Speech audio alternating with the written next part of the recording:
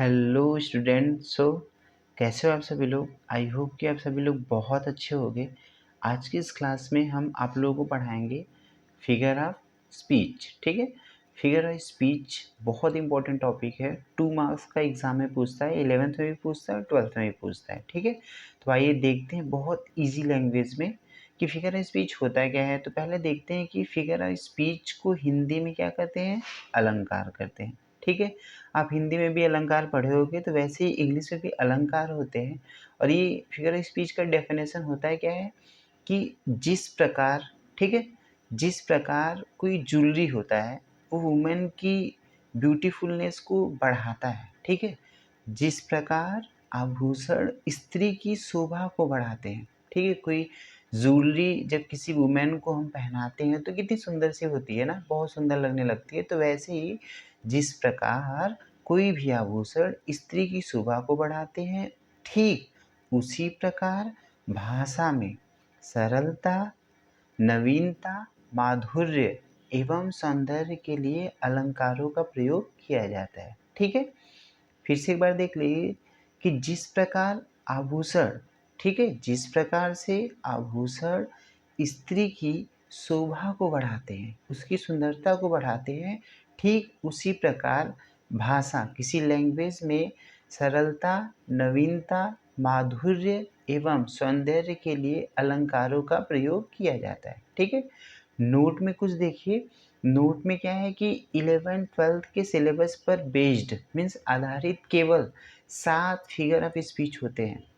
वैसे बेटा figure of speech बहुत होते हैं, लेकिन अगर हम बात करें 11th और 12th के सिलेबस के अकॉर्डिंग तो केवल 7 ही फिगर ऑफ स्पीच होते हैं। वो कौन कौन से होते हैं, आइए देखते हैं।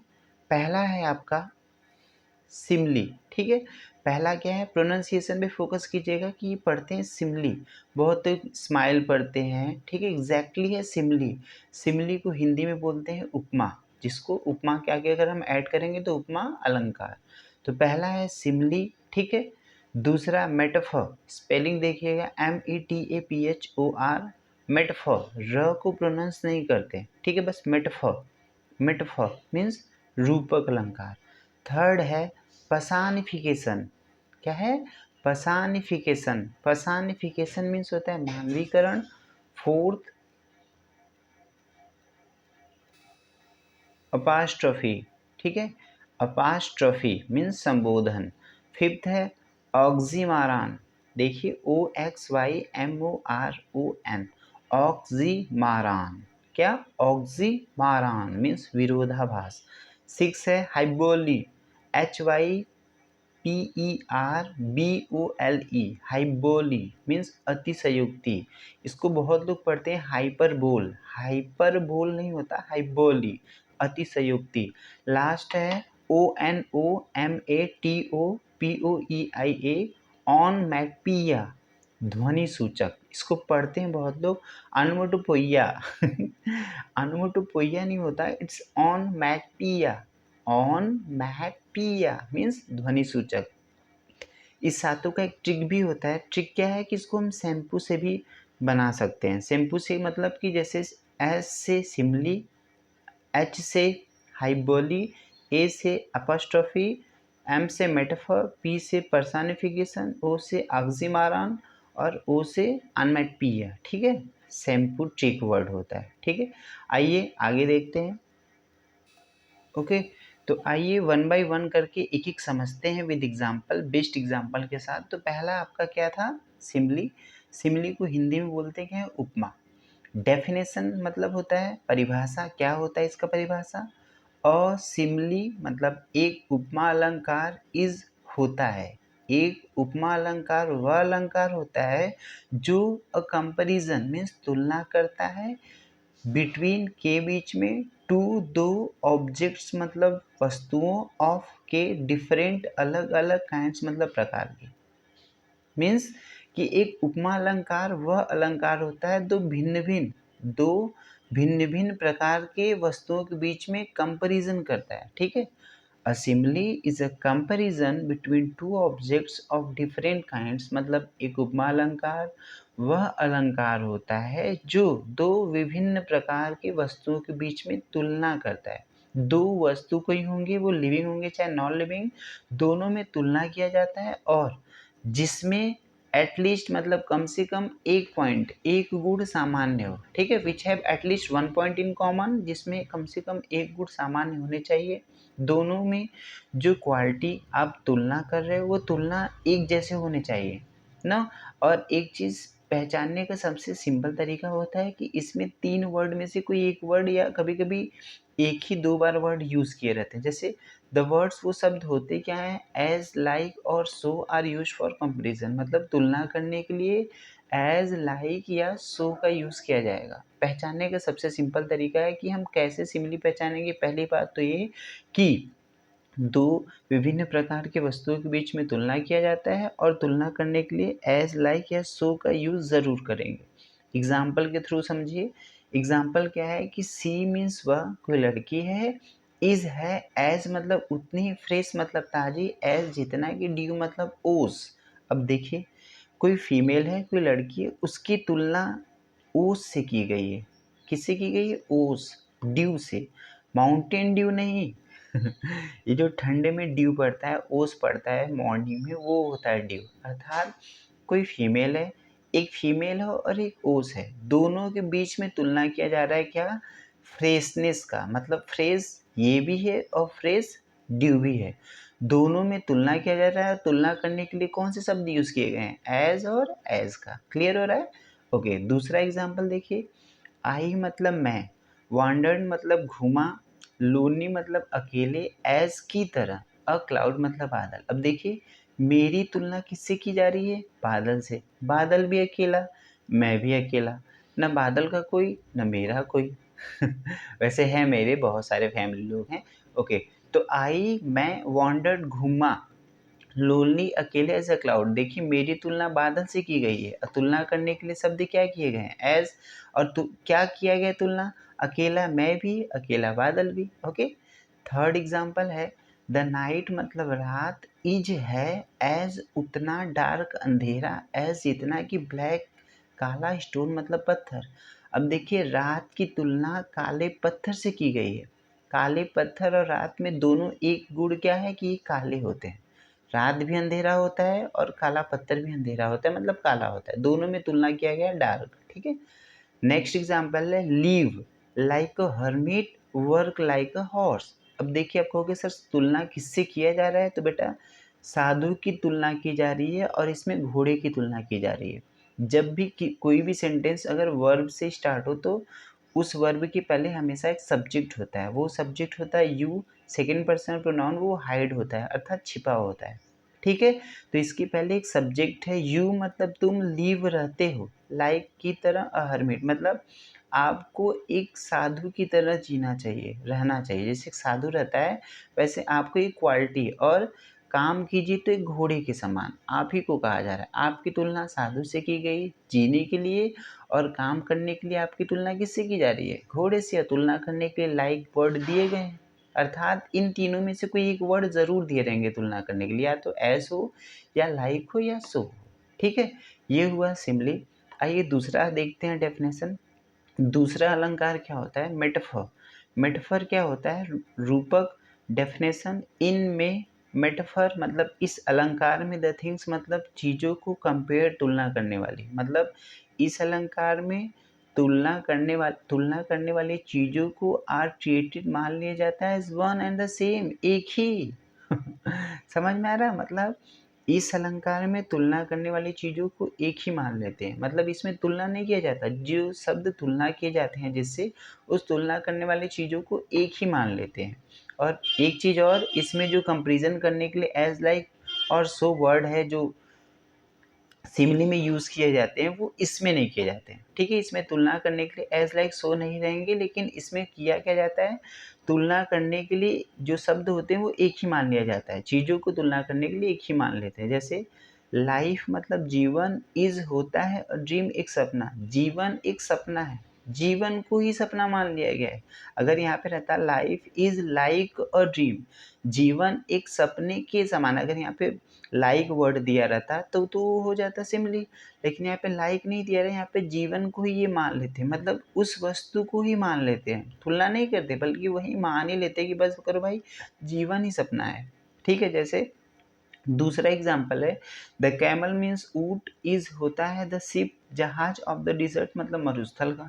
जो ऊट होता है वो मरुस्थल का जहाज होता है, मतलब ऊट को ही मरुस्थल का जहाज मान ले रहे हैं। जो रेगिस्तान होता है, ठीक है, उस रेगिस्तान के जहाज को ऊट बोला जाता है।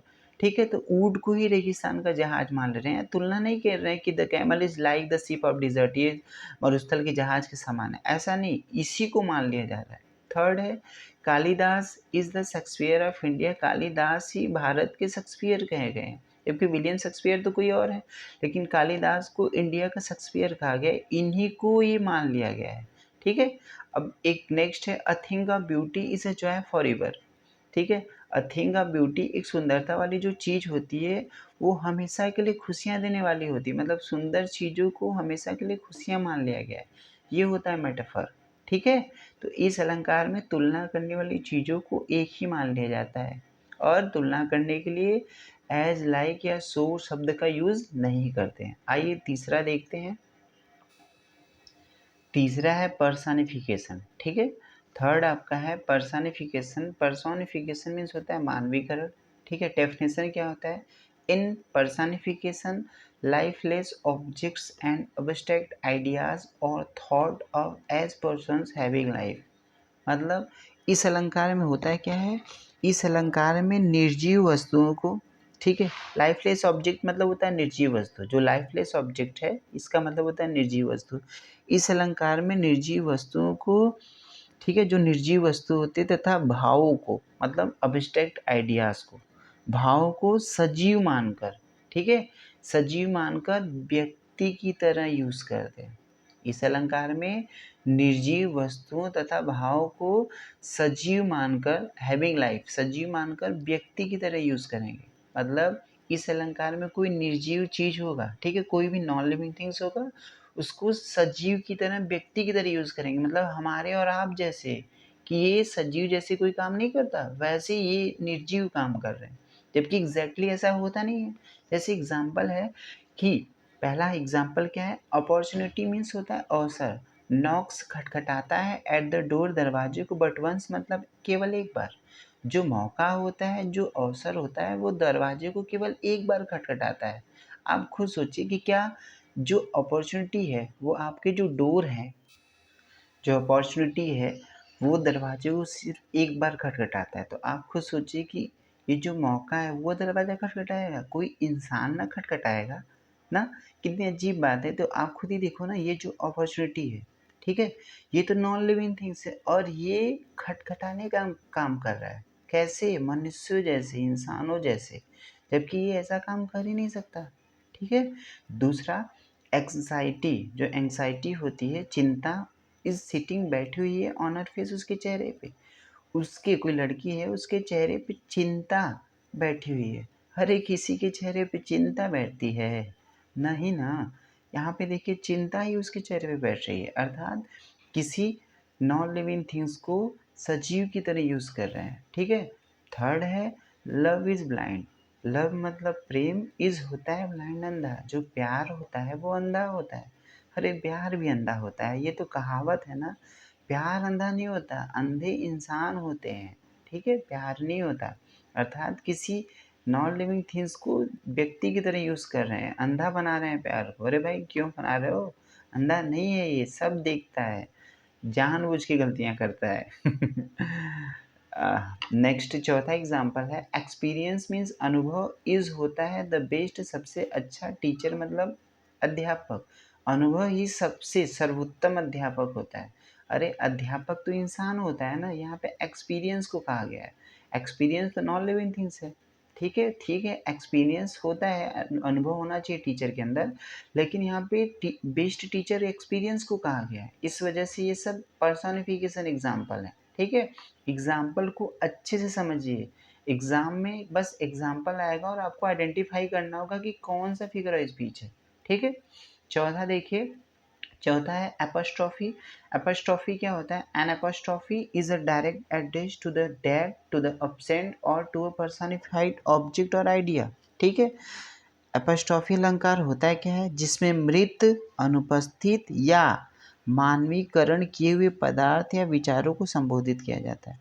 इसमें किसी मृत, अनुपस्थित या मानवीकरण किए हुए पदार्थों या विचार को संबोधित करते हैं। मतलब कोई नॉन लिविंग थिंग्स इसमें भी होगा और उन चीज़ों को संबोधित किया जाता है। ठीक है, एड्रेस्ड किया जाता है। जैसे ओ लिबर्टी, हे स्वतंत्रता, why are you so dear, तुम इतने प्रिय क्यों हो। हर किसी को स्वतंत्रता चाहिए। आज का कोई भी, चाहे वुमन हो चाहे कोई मैन हो, हर कोई फ्रीडम चाहता है, स्पेस चाहता है।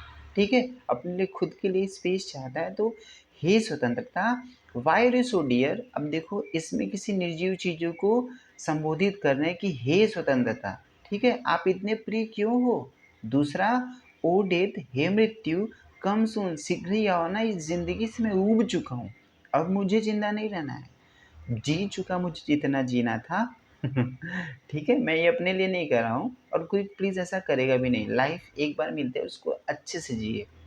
दूसरा एग्जाम्पल क्या है कि ओ डेथ, हे मृत्यु, कम सून, मतलब शीघ्र आओ। यहाँ पे निर्जीव चीज़ों को संबोधित कर रहे हैं। ओ ग्रेव, थर्ड, ओ ग्रेव, हे कब्र, वेयर इज दाई विक्ट्री, तुम्हारी विजय कहाँ है। जो कब्र होता है, अब कब्र में हम आके चले गए, मतलब कब्र तक पहुँच गए, लेकिन अभी तक मुझे विजय हासिल नहीं हुई, तुम्हारी विजय कहाँ है। ठीक है, इन चीज़ों को संबोधित किया जा रहा है, निर्जीव वस्तुओं को। नेक्स्ट है फ्रैलिटी। फ्रैलिटी मतलब होता है कमज़ोर या कमज़ोरी। ठीक है, कमज़ोर, कमज़ोरी, दाई नेम इज़ वुमन, मतलब कमज़ोरी, तुम्हारा ही नाम औरत है। देखिए, यहाँ पे कमज़ोरी किसी निर्जीव वस्तु को संबोधित करके कर रहे हैं कि तुम ही औरत हो, तुम्हारा ही नाम औरत है। मतलब औरतों को इतना कमज़ोर बना दिया गया। तो प्लीज़ बेटा, औरतें जितने भी गर्ल्स हैं वो हार्ड वर्क करें, इतना हार्ड वर्क करें कि आपको कोई फ्रैलिटी ना बोले, कोई वीक ना बोले, कोई कमज़ोर ना बोले। आपको बहुत हार्ड वर्क करना है और बहुत आगे जाना है। ठीक है, आइए नेक्स्ट देखते हैं, पाँचवा।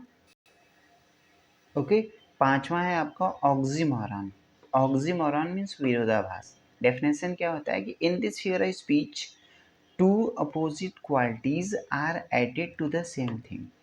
ठीक है, in this figure of speech two opposite qualities are added to the same thing. मतलब होता है क्या है कि जो ऑक्सीमोरन होता है, ठीक है, ये जो अलंकार होता है, इस अलंकार में एक ही वस्तु में दो परस्पर विरोधी गुणों को दिखाया जाता है। कोई एक वस्तु होती है, उसमें दो परस्पर विरोधी गुण को दिखाएंगे। मतलब जैसे कोई है बंदा ही, वह क्या है, वह रेगुलर है, नियमित है और इरेगुलर भी है। देखिए, एक ही वस्तु के बीच में दो परस्पर विरोधी, देखिए रेगुलर इरेगुलर दोनों एंटी पार्टी है कि नहीं, विरोधी है कि नहीं, एक नियमित है एक अनियमित है।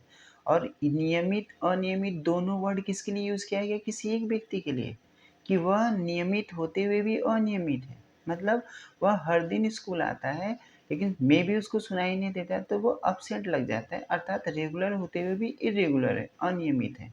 दूसरा, and having nothing he hath all, मतलब उसके पास कुछ न होते हुए भी, ही हैड मतलब होता है हैव, उसके पास हर चीज़ है, अर्थात उसके पास कॉन्टेंटमेंट है, उसके पास संतोष है।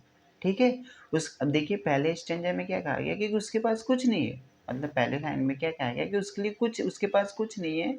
और दूसरे स्टेंजा में कह दिया गया कि उसके पास हर चीज़ है, मतलब कुछ न होते हुए भी उसके पास हर चीज़ है, अर्थात उसके पास संतोष तो है। हमारे पास संतोष ही नहीं होता, कितना भी आ जाए, लगता है और हो, और ढेर सारा हो, ढेर सारा हो, ढेर सारा हो। हमारे एक प्रोवर्ब्स है कि कॉन्टेंटमेंट इज हैप्पीनेस, मतलब संतोषम परम सुखम, जितना है उसी में हम सेटिस्फाइड हो जाना चाहिए, संतुष्ट हो जाना चाहिए। थर्ड एग्जाम्पल है, ही वह वॉज फीलिंग, महसूस कर रहा था, स्वीट पेन मतलब मीठा दर्द। अब देखिए, दोनों एंटी है कि नहीं, मीठा है और दर्द है। क्या दर्द भी मीठा होता है क्या? नहीं ना होता, लेकिन वह मीठा दर्द फील कर रहा है, तो अर्थात दोनों में परस्पर विरोधी गुणों को दिखाया जाता है। Next, it is an open secret. देखिए, ओपन खुला हुआ भी है, सीक्रेट रहस्य भी है। मतलब यह एक खुला हुआ रहस्य है, कोई चीज़ है जो खुली हुई है, सब कोई जानता है, लेकिन उस बंदे के लिए, उस बंदी के लिए, उसके लिए वो सीक्रेट है। ठीक है। तो इसमें दो परस्पर विरोधी गुणों को दिखाया जाता है। छठवां है हाइबोली, ठीक है। बहुत अच्छा ये लगता है मुझे, वन ऑफ माय फेवरेट है। हाइबोली मतलब होता है अतिशयोक्ति। ये मोस्टली हर किसी के अंदर होता है, कुछ लोगों को छोड़ के। कि हो गया क्या, इस हाइबोली मतलब इन हाइपरबल, इस हाइबोली में, इस अलंकार में थिंग्स चीजों को आर सोन दिखाया जाता है एज ग्रेटर और लेस, ठीक है। इस अलंकार में चीजों को क्या करेंगे, बहुत अधिक बढ़ा चढ़ाकर, बेटर और worse than they really are. मतलब इस अलंकार में कोई भी बात हो, ठीक है, इस अलंकार में किसी बात को वास्तविकता से, जो रियलिटी होती है, वास्तविकता से कहीं अधिक बहुत बढ़ा चढ़ाकर या बहुत घटाकर बताया जाता है। मतलब जो रियलिटी होती है वो नहीं बताया जाता, या तो जो रियलिटी होती है उससे बहुत ज़्यादा बढ़ाकर या बहुत ज़्यादा घटाकर बताया जाता है। जैसे सी व वेप्ट रोई ओशियंस ऑफ टीयर्स, मतलब इतना वह रोई महासागरों जैसा, मतलब इतने आंसू उसके निकले कि महासागर भी भर गए। अरे धन नहीं, इतना थोड़ी ना कोई रोएगी। सी वेव्ड, देखिए दिखाई क्या दे रहा है यहाँ पे कि सी वेव्ड ओशियन ऑफ टीयर्स, वह महासागरों इतना आंसू बहाई, जितना महासागर होते उतने आंसू बहा रही है। हद है भाई, इतना नहीं फेंकते। दूसरा, रिवर्स मतलब नदियां ऑफ ब्लड, खून की, फ्लोड बहने लगी, बही कहाँ, इन द बैटल, युद्ध के मैदान में। अर्थात खून की नदियां युद्ध के मैदान में बही। अरे युद्ध चल रहा है, ठीक है, क्या खून की नदियां बहेंगी? अरे थोड़ा मोड़ा ब्लड गिर गया होगा उस जमीन पर, लेकिन खून की नदियां तो नहीं बहेंगी। तो यही है, वास्तविकता से कहीं अधिक बढ़ा चढ़ा कर बोला जा रहा है। थर्ड है I have not seen him for ages, मैंने उसे युगो युगांतर से नहीं देखा है। अरे भाई 2 साल 4 साल 8 साल 20 साल 15 साल 50 साल, इतना ही ना, आप युगों से नहीं देखे हो? अरे कितने युग तक आप जीवित थे कि नहीं देखे हो? हद है, अरे कितना फेंक रहे हो भाई। चौथा, सोनू मतलब सोनू स्माइल्ड, मुस्कुराया, एंड और all the world was happy. कोई सोनू है, वो मुस्कुराया और पूरी दुनिया खुश हो गई। अरे कौन हो भाई सोनू आप? आपके मुस्कुराने से पूरी दुनिया खुश हो जाएगी? अरे थोड़ा कम फेंकिए, इतना भी नहीं फेंका जाता। यही होता है हाइपरबोली, ठीक है। आइए नेक्स्ट देखते हैं, लास्ट सेवेंथ है आपका ऑनमेटपिया। ऑनमेटपिया मतलब नाम से ही लग रहा है ध्वनि सूचक, ठीक है, नाम से ही लग रहा है ध्वनि सूचक। ध्वनि सूचक मतलब जिसमें ध्वनि हो, जिसमें ध्वनि का आवाज़ निकले। जैसे इन this figure of speech the sound suggest the sense और मीनिंग, मतलब साउंड की बात होती है इसमें।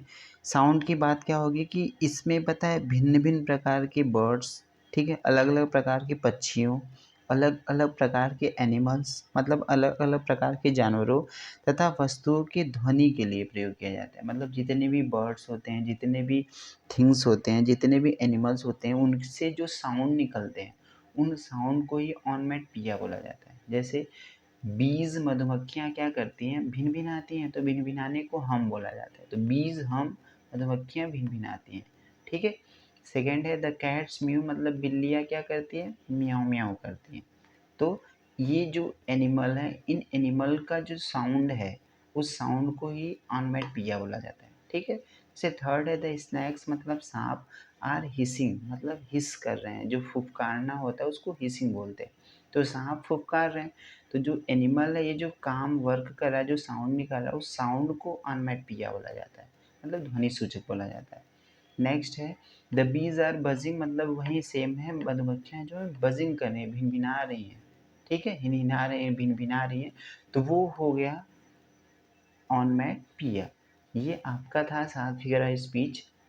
अगर कोई डाउट होगा तो ज़रूर आप कमेंट में कीजिएगा और पूछिएगा। अगर ये वीडियो लाइक है तो प्लीज़ ज़रूर लाइक कीजिए, और अपने 11th और 12th वाले फ्रेंड को शेयर कीजिए और कमेंट कीजिए ज़्यादा से ज़्यादा, ठीक है। Please support my channel. Thank you so much. मिलते हैं एक नए वीडियो के साथ, तब तक के लिए बाय बाय, अपना ख्याल रखिएगा।